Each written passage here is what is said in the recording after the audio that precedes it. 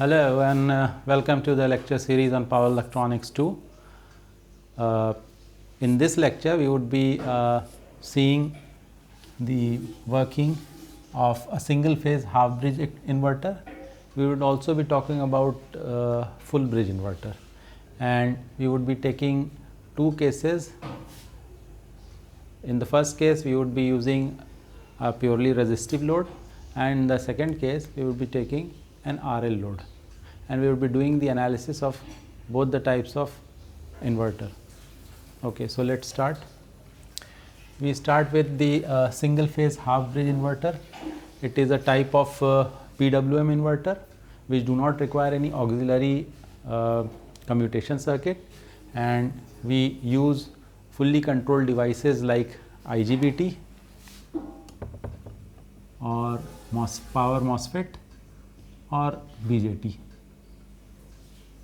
So this switch, although I have drawn an IGBT here, it could be any of these three devices, fully controlled device. Okay, this diode D1 and D2, it is basically the body diode which is actually present in the package of the device. So although in some cases where very high frequency operation is required, we do add an extra diode in parallel to the anti-parallel to the switch, and normally those are very fast diodes like the reverse recovery diodes.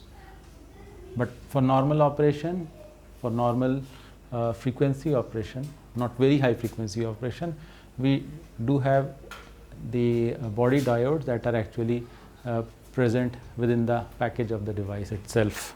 Okay, so let's start seeing this circuit.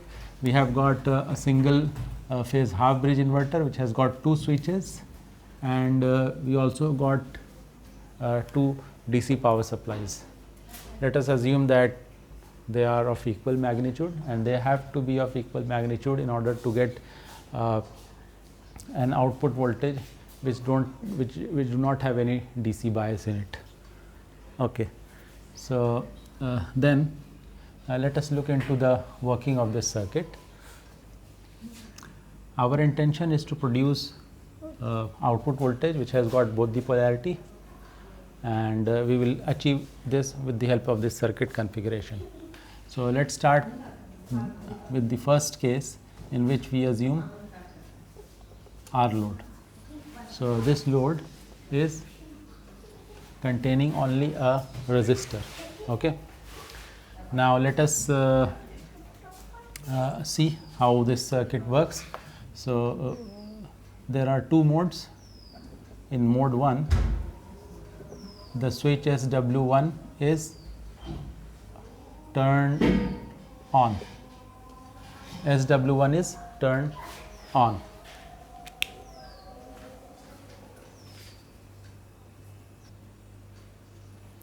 So when the switch SW1 is turned on, it starts conducting.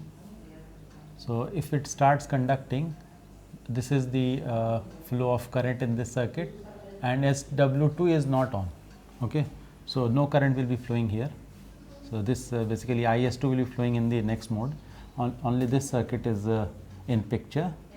So because of this flow of current, then the voltage that would be appearing across the load, so VO, will be equal to VDC. Okay, while the current that is flowing, IS1, which is also equal to the load current, is equal to VDC upon R. Since we have got only this DC power supply in a resistive load, the flow of the current is simply given by VDC by R. Now in mode 2,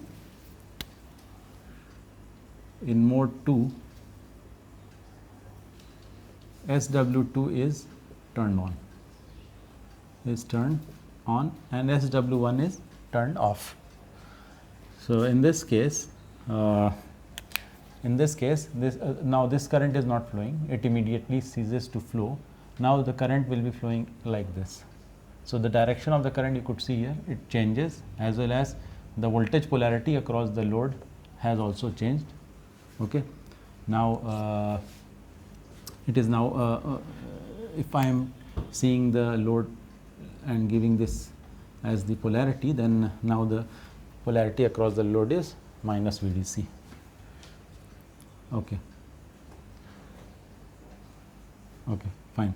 So then V naught will be given by V minus VDC, and the current IS2, which is also equal to the output current, will be given by minus VDC by R. So let's see the waveform. I have done a small mistake here. Let me erase this. This is actually minus VDC and this is plus VDC. Okay. So the waveform of the output voltage looks like this in blue color, while the black color waveform represent the current. So we are turning on the switch S1 for duration T by 2, and when this is turned off and SW2 is turned on, it is also turned on for a duration of T by 2. So the entire duration of one cycle, this one complete cycle, is of T seconds, and the frequency of operation would be 1 by T hertz. Okay. Now let us look into some other aspects. One important thing to note here is that when we are using R load, there is no role of the diode D1 and D2 during conduction. Okay. Although they do play a role, and we have modes defined on the basis of the conduction of the diode D1 and D2 in case of RL load. Okay. So for R load, the current that is flowing through the source, the supply VDC here, ISW1, okay, ISW1 is IS1 also. So this is IS1, this is IS2, and this is also equal to IS1 and IS2. Okay. So the ISW, the current only flows when SW1 is conducting, which is also equal to the load current, and IS2 conducts when SW1 turns off and SW2 turns on, and this is the current which is also equal to the load current. Okay.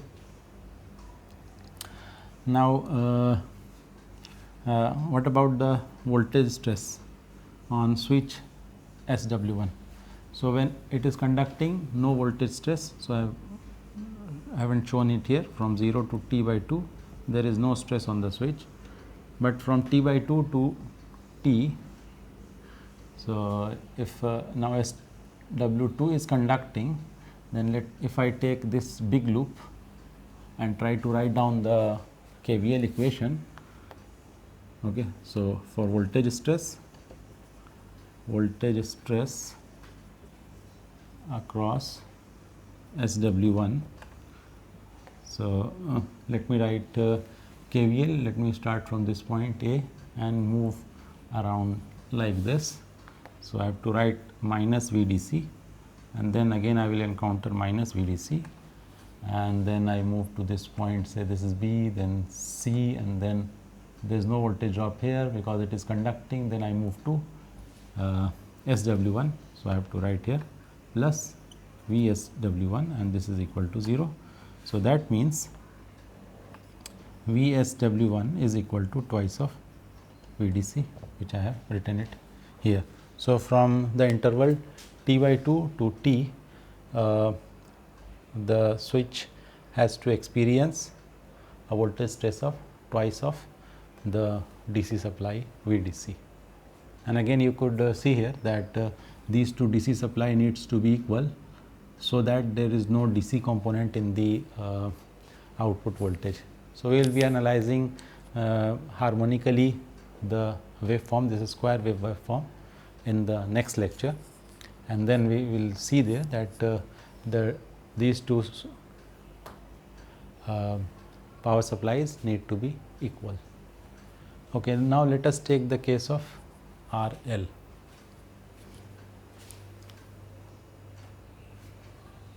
So, let us see what will happen if we have got an RL load here. This is the RL load. Okay. Now, operation is bit different in case of RL load. Now, we have got 4 modes of operation, because D1 and D2, the 2 diodes will also come into picture. So, let us start. So, let us see the first mode, and we start the mode from this point. Let me call this as M1, when SW1 is conducting. Okay.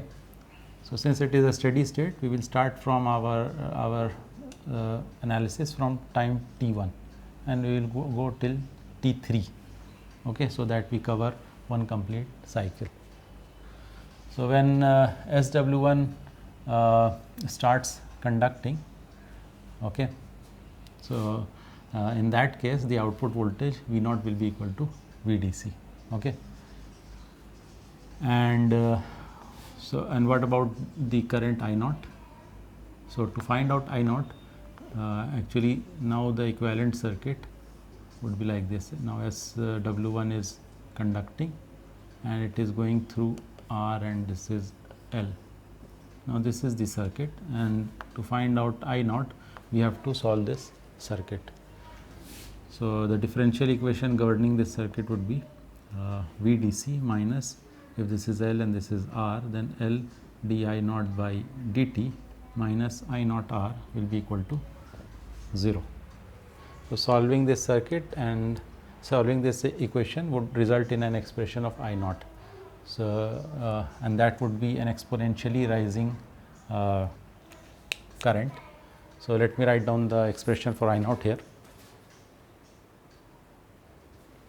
So, solving this first order differential equation would result in this expression for the current, output current.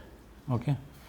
This is the normal expression for an RL circuit if we have got no initial condition, but since there is some current flowing through the circuit, let it be called I naught. Okay. Then this would be the expression for the current. So, this is our current I naught. Okay. So, this is about mode 1. Again, in mode 1, since since SW1 is conducting and this is the same current which is flowing through the load. So, IS1 will be having the same current waveform as that of I naught. Okay.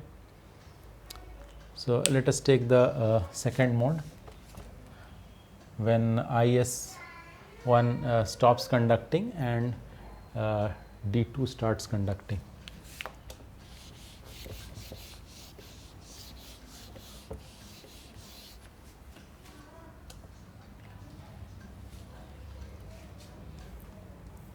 So, when this is the second mode, mode 2, when SW1 is turned off and D2 is on now. Okay.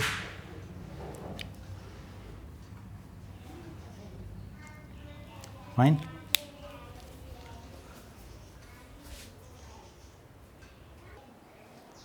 So, when SW1 has been turned off, that means the firing signal has been removed from SW1, and now D2 has the tendency to conduct. So, it starts conducting, and we have now circuit in which the current would be flowing, although it would be flowing like this. Just let me draw the circuit for the conduction in mode 2. So, the current would be flowing like this. It will move through D2, and so although a negative voltage is now appearing across the load, as you could see here from this from T by 2 to small t2, negative voltage appearing, but still positive current is flowing through it, and that current will be flowing through the diode D2. Okay. Fine. So, in that case also the current through the now the voltage across the load is now minus of VDC, and the current can again be obtained by writing down the equation, first order differential equation. Again we have to solve it, and we will get waveform something like this. Okay. Now, since it is symmetric in nature, okay, so actually the expression for current would not be much different, except that there would be a you just have a symmetry, okay, about this axis. Okay, fine. So, in mode 3 now, consider mode 3. In mode 3 SW2 is turned on. So, as soon as SW2 is turned on, which happens at instant t by 2. So, now SW1 starts conducting, and now the current direction changes. Now, current do not flow through D2, rather D2 turns off and the current starts flowing through ISW, and the direction is like this. So, there is a reversal in the direction of the current, okay, although the voltage in this mode also remains minus V by 2 or minus VDC. So, V naught is minus VDC in this case also, okay, and current expression would be same in what we got in the previous case, because we have got the same circuit, same set of VDC, R and L component, but the reversal takes place at this instant t by 2. Similarly, in mode 4 now, SW2 is off, and now D1 is on. D1 automatically turns on. This mode starts when at instant capital T, okay, and from capital T to T by 3, this mode is present, in which diode D1 is conducting. So, in that case the flow of current, so you could see here there isn't a reversal in the direction of current. Earlier it was flowing like this, so it would continue to flow like this, and how it is possible? It is possible like this. So, diode will now, D1 will now come into picture, okay. So, the output voltage V naught, it has reversed, it is now plus VDC, and I naught again can be obtained from solving the differential equation with putting the initial conditions, same differential equation which I wrote for mode 1, and but there is a reversal of current that is taking place. No, there is no reversal of current taking place at capital T, okay, although current is reduced to 0 at the instant t by 3, which completes one complete cycle of operation.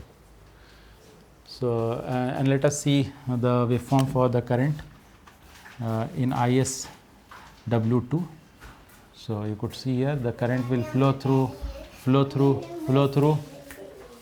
through the switch when it is conducting, and it is same as the load current, this current. What about the current in through the diode? So, current through diode D1 will be flowing only here, okay, and that will again be equal to the load current which I have drawn here. So, it would look like this, okay. Similarly, in ID2,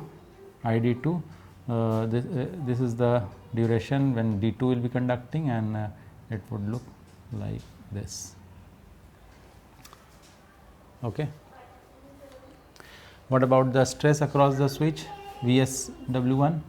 So, when SW1 is conducting or D1 is conducting, no voltage will be appearing across the switch SW1 because it is shorted. But when SW2 or D2 is conducting and both of these SW1 and D1 are off, then if you apply KVL in this loop, okay, similar to what we did in case of R load, you will find that If you start from this point and go on applying it in this loop, you will find that for SW2 as well as for D2, the stress across the switch Vs1 is equal to twice of VDC, which I have written it here. Okay. So, this completes the operation of a single phase half bridge inverter. We will be looking into the full bridge inverter operation in our next lecture. Thank you for watching.